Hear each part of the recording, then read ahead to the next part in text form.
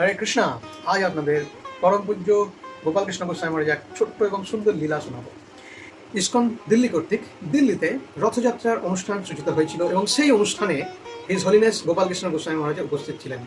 সেইবারে সকাল থেকে মুষলধারে বৃষ্টি হচ্ছে আর ভক্তরা একটুখানি আশ্রয় পাওয়ার জন্য এদিক ওদিক ছুটে বেড়াচ্ছে, ঠিকঠাক সেবা কার্য করতে পারছিলেন না। ঘটনাটি গোপাল কৃষ্ণ গোস্বামী মহারাজের চোখে পড়েন এবং উনি তৎক্ষণাৎ একবার আকাশের দিকে তাকান এবং বলেন, হে ইন্দ্র, বৃষ্টিটা কি বন্ধ করতে পারবে? উইদিন 3 সেকেন্ড, মাত্র 3 সেকেন্ডের মধ্যে বৃষ্টি বন্ধ হয়ে যায় এবং রথযাত্রা সুসম্পন্ন হয়।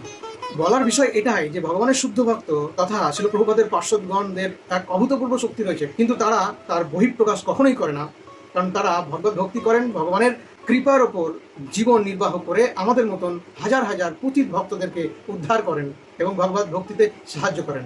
হরে কৃষ্ণ।